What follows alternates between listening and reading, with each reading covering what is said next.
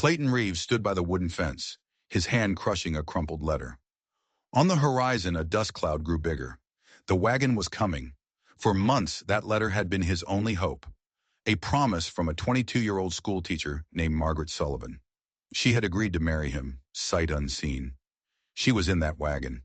She was about to step into his life and end the long, silent years on his lonely ranch. But when the wagon finally ground to a halt, the world tilted on its axis. A woman with auburn hair and tired eyes stepped down. Her dress was worn, patched, a testament to hardship. Behind her, a line of shadows. 5 children. The youngest clung to her skirt. The oldest, a boy of about 15, stood with his shoulders back, glaring at Clayton like a wolf guarding its pack. This wasn't Margaret Sullivan. This wasn't the life he had ordered. The woman walked toward him, her chin held high, even as her shoulders slumped with exhaustion. "You must be Clayton Reeves," she said, her voice a fragile thread. "I'm Lillian Harper." Clayton's heart hammered against his ribs. The name was wrong. Everything was wrong. He looked down at the letter. Margaret Sullivan. That was the name he knew. Not this stranger with 5 hungry kids. But when Lillian's green eyes met his, something unspoken passed between them. Something raw and desperate. "I think," she whispered, her gaze flicking back to her children, "we may both be exactly where we're supposed to be." The wagon driver was already pulling their few bundles from the back, not wanting any part of this. Clayton's mind raced. Was this a trick? A mistake? "There seems to be some confusion," he said, his voice rough. "The driver said this was the address." Lillian replied, her voice trembling just a little. "But perhaps you were expecting someone else." The oldest boy, Thomas, stepped forward. "Ma, maybe we should just go back to town." "With what money, Thomas?" Lillian's voice cracked, the raw truth spilling out. "We spent every last cent to get here." Clayton's gaze hardened. He looked past her to the driver who was now pointedly avoiding his eyes. "How do you know my name?" he demanded. Lillian reached into a worn satchel and pulled out a tattered piece of newspaper. It was his advertisement, the one he'd placed looking for a bride. "A woman at the station in Kansas gave this to me," she explained. "She said her plans had changed. She said, you wouldn't mind." Margaret Sullivan had just given his letter away to a complete stranger. Had she taken his travel money and simply vanished? The youngest child, a little girl with big, hungry eyes, tugged on Lillian's skirt. "Mama, I'm hungry." Clayton's anger faltered. He looked at them. The patched clothes, the worn-out shoes, the bone-deep weariness on their faces. This wasn't the wife he'd been promised. This was a burden, a family of strangers. Then he saw it, scrawled in faint pencil on the edge of the newspaper clipping. A name. L. Harper, Council Bluffs. His blood ran cold. This wasn't a random encounter. Someone had sent them here. Someone had sent her here. "Mrs. Harper," he said, his voice low and serious, "what happened to your husband?" Her face went pale. "He passed 6 months ago. A fever. The bank took our farm right after." "We've been drifting ever since," Thomas added, his voice filled with a bitterness that was too old for his years. The wagon driver cleared his throat. "Mr. Reeves, do they stay, or do I take them back?" The choice was a physical weight. Behind him, his house stood empty, silent, a tomb he had built with his own 2 hands. He had prayed for a family to fill it, and now here one stood. "They stay," Clayton said, the words surprising even himself. Relief washed over Lillian's face, so profound it was almost painful to watch. "Mr. Reeves, we aren't looking for charity. I can work. The children can help." "We'll see," was all he said. As the wagon rattled away, Clayton watched Lillian gather her children. She was strong, he could see that. But there was something else, something that made his gut twist. Inside her bag, pinned to the fabric lining, was a small, faded photograph. A young soldier in a cavalry uniform. A face Clayton knew. A face from a past he had tried to burn and bury. James Harper. Clayton felt the ground shift beneath his feet. This wasn't a mistake. This wasn't a coincidence. This was a reckoning.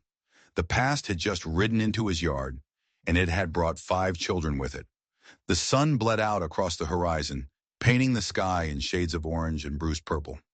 Clayton stood on his porch, rifle in hand, listening to the sounds of children's voices inside his house for the first time in a decade.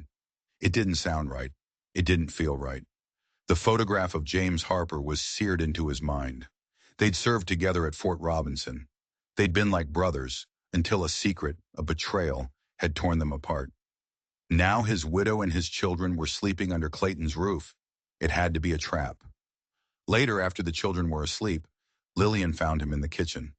"You knew him," she said. It wasn't a question. "We served together," Clayton admitted, his voice tight. "Before he died," she said, her voice trembling, "he told me about a promise you made to him. He said you were a man of honor. He said you would protect us if we ever needed it." Clayton's hands clenched into fists. A promise made in the heat of a foolish argument years ago. A promise he never thought he'd have to keep. Before he could answer, the barn door slammed open. Thomas, the oldest boy, stumbled into the kitchen, his face white with terror. "Riders," he gasped, "coming fast. They have guns."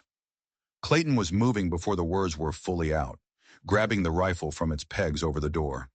He peered through the window. 3 men on horseback, riding hard through the twilight. They moved like they owned the land. They moved like hunters. "Get the children into the back room," Clayton ordered, his voice a low growl. "Keep them away from the windows." Lillian didn't hesitate. Her fear was a palpable thing, but her movements were swift and sure as she gathered her younger children, her voice a calm, soothing lie. Clayton stepped onto the porch just as the riders pulled up. The lead man dismounted. Even in the dim light, Clayton recognized him. The cruel swagger, the cold, dead eyes. "Reeves," the man said. A badge glinted on his vest. "Been a while." "Marshal Whitley," Clayton acknowledged, his grip tightening on his rifle. "What brings you out this far?" "Looking for fugitives," Whitley said, his eyes scanning the house. "Bank robbers from Council Bluffs. Heard you took in a family today. A widow. 5 kids." Clayton's blood turned to ice. Council Bluffs. The name from the newspaper clipping. "We haven't seen any strangers," Clayton said, his voice dangerously even. Whitley's lips twisted into a smirk. He pulled a piece of paper from his coat pocket. A wanted poster.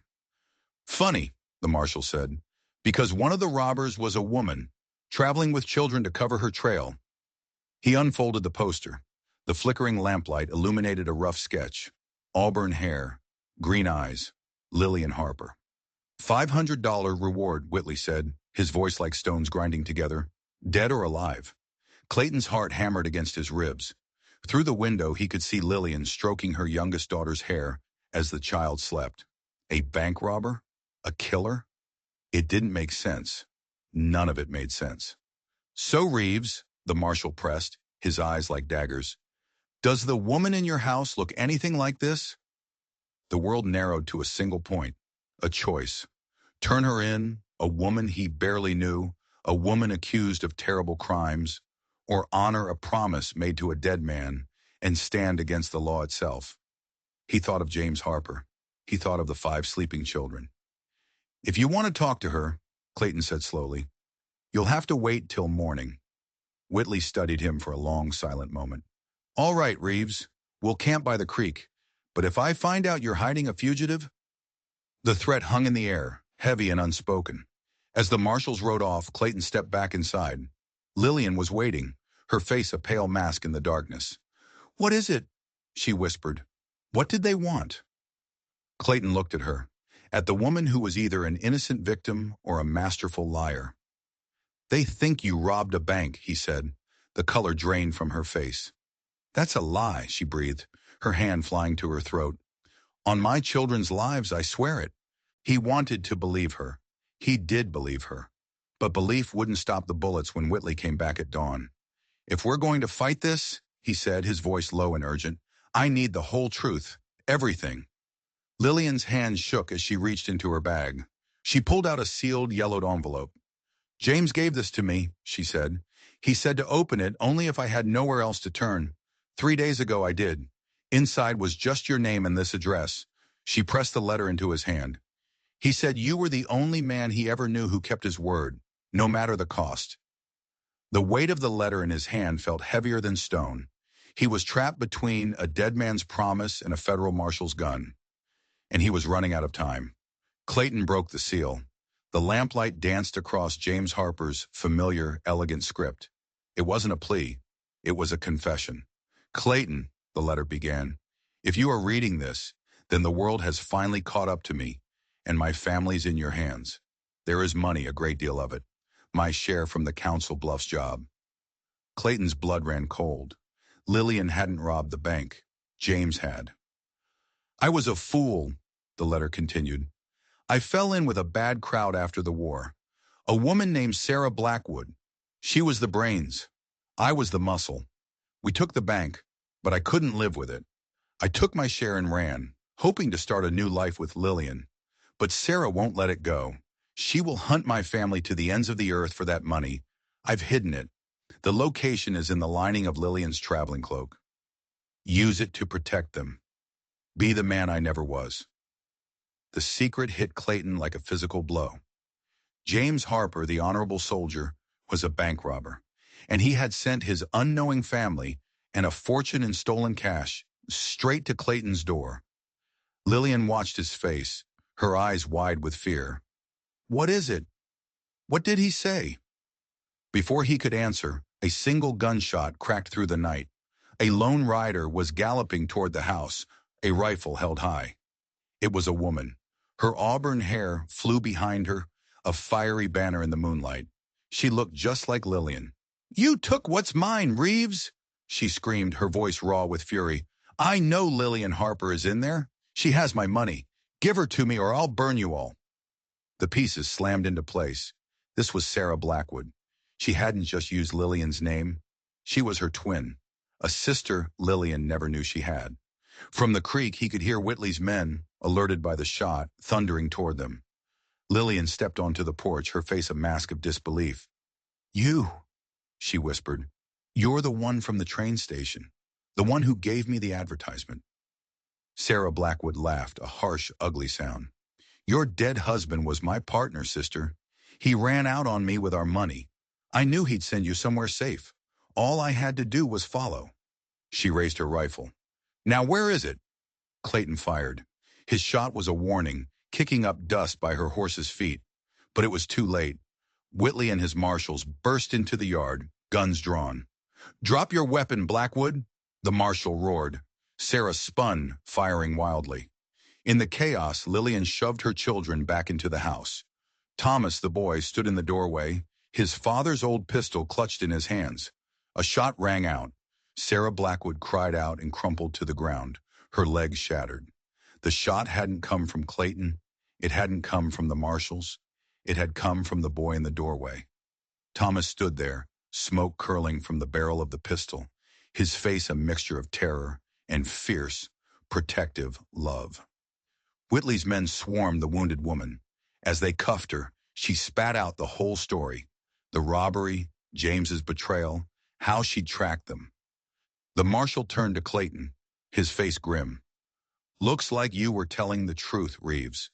But there's still the matter of the stolen money. Clayton looked at Lillian, who stood surrounded by her children. He thought of the letter, of James's last wish. There's no money here, Clayton said, his voice flat. She spent it all getting here. It was a lie, a colossal gamble, but he saw the look in Lillian's eyes, and he knew it was the right one. Whitley stared at him, then at the 5 children, then at the exhausted widow. He let out a long sigh.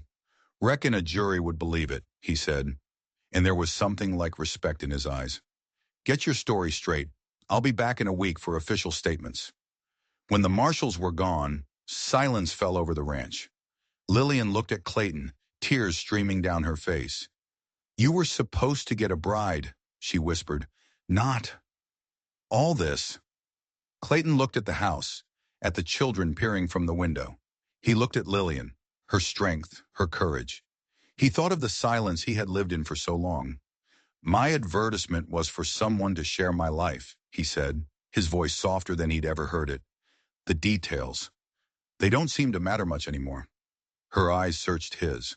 Are you sure? This isn't the life you planned. No, he said, and a slow smile spread across his face. It's better. Months later, The ranch was no longer silent. It was filled with laughter, with arguments, with the sounds of a family being built. The stolen money, hidden deep in the earth, became the foundation for their new life, a secret shared between a man of honor and the woman he had come to love. Clayton Reeves had sent for a bride to cure his loneliness.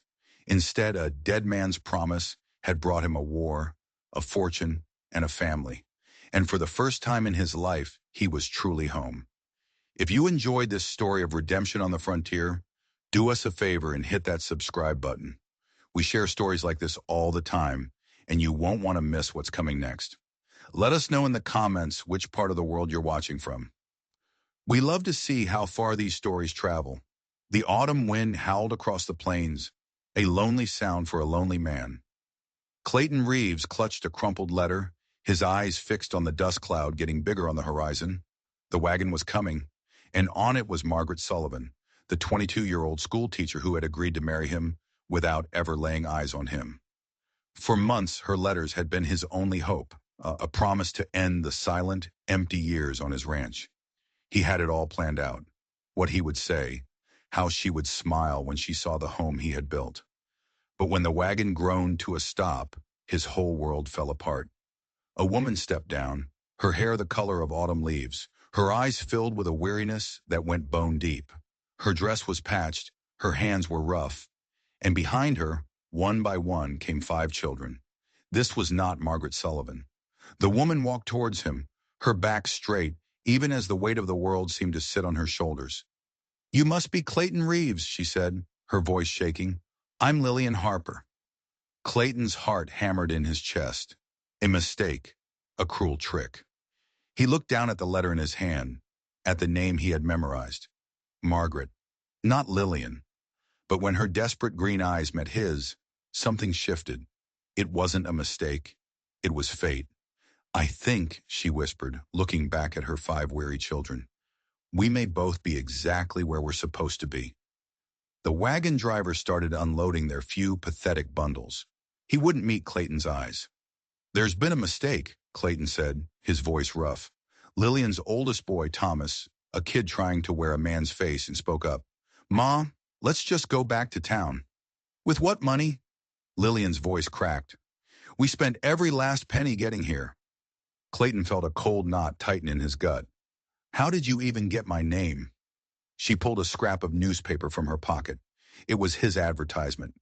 "A woman at the train station," she explained. "She gave this to me. She said her plans had changed." Margaret Sullivan had bailed, taken his travel money and handed his letter, his hope, to a complete stranger. The youngest child, a tiny girl, tugged on Lillian's skirt. "Mama, I'm hungry." The anger in Clayton's chest died. He saw their patched clothes, their worn-out shoes. He saw their exhaustion. This wasn't the bride he'd sent for. This was a family on its last legs. Then he saw the note scrawled in pencil on the newspaper. L. Harper, Council Bluffs. This was no accident. Someone had deliberately sent this family to him. "Mrs. Harper," he said, his voice low, "your husband, what happened to him?"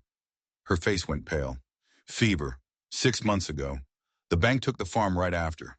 The wagon driver coughed. "So, Mr. Reeves, do they stay or do I take them back?" The choice was a weight on his shoulders.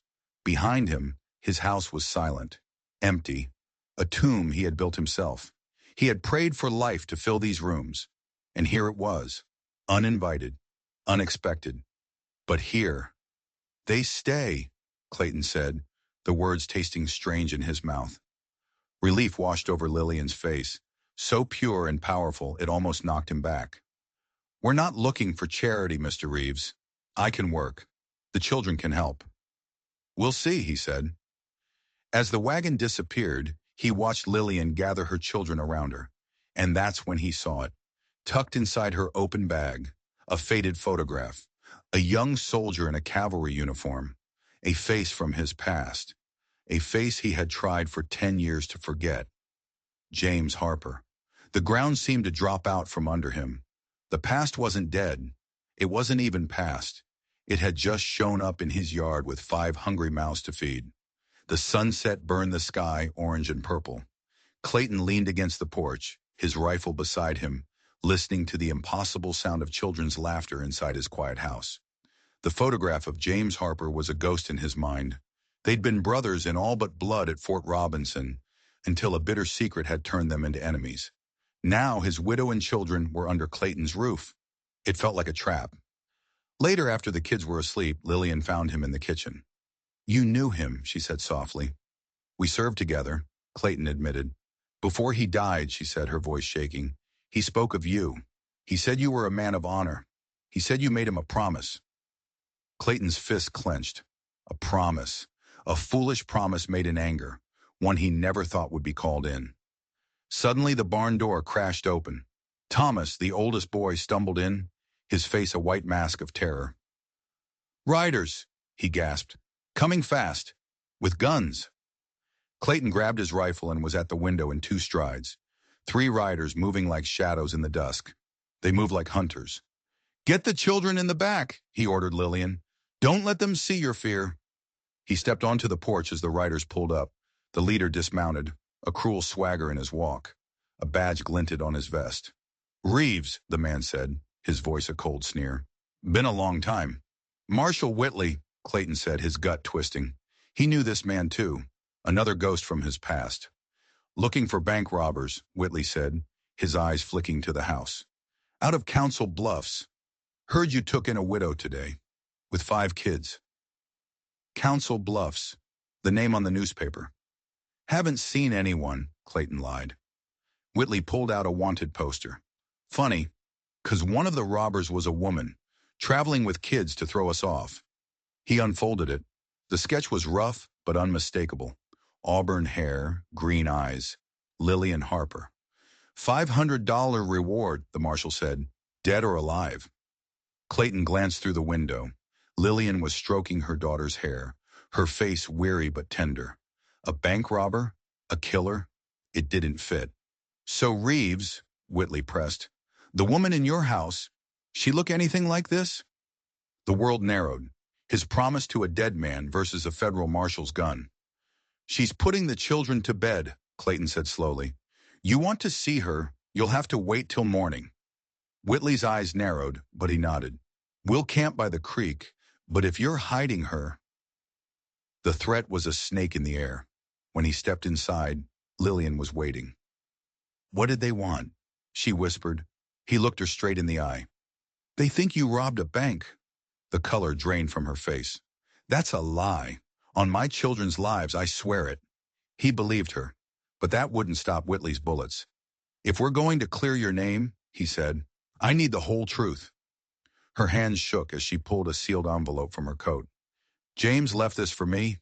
He said to open it if I had nowhere else to turn. Inside was your name. He said you'd keep your word, even from the grave." She pushed the letter into his hands.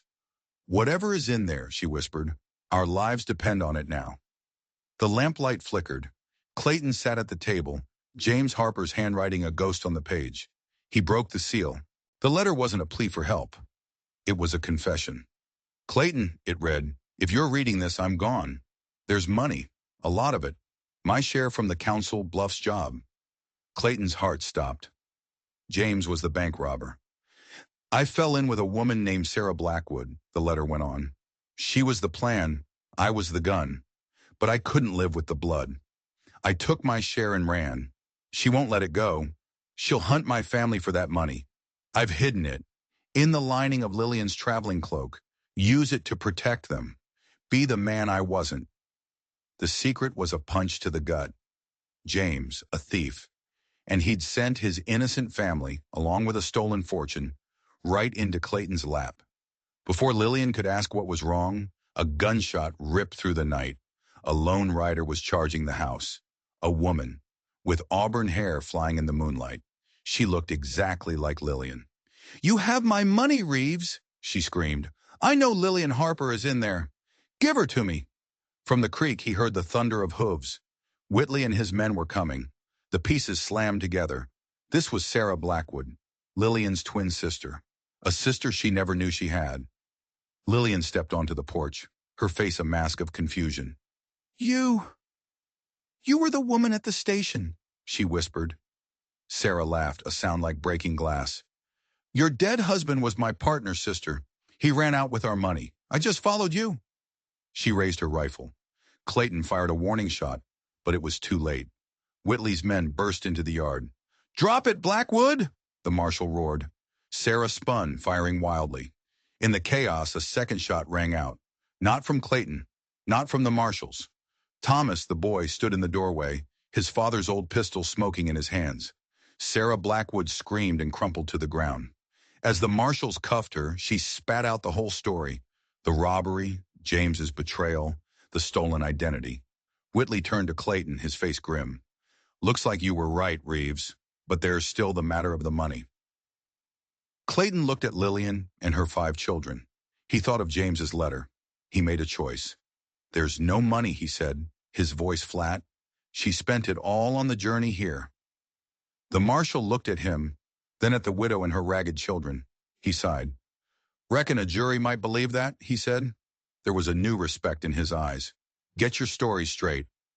When the law was gone, Lillian looked at him, tears streaming down her face.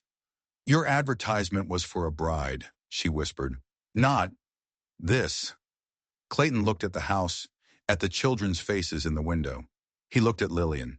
He thought of the years of silence. My advertisement was for a family, he said. The details don't matter. Her eyes searched his. Are you sure? This wasn't the life you planned. No, he said, and a slow smile spread across his face. It's better. Months later, the ranch was alive with the sound of laughter. The stolen money, secretly recovered from the cloak, became the seed for a new beginning.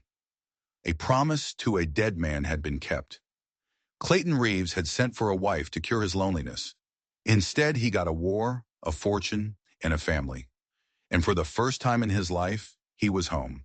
If you believe that sometimes the greatest gifts come in the most unexpected ways, hit that subscribe button. We share stories of courage and second chances every single day, and you won't want to miss the next one. Drop a comment below and let us know what you thought of Clayton's impossible choice. We'd love to hear from you.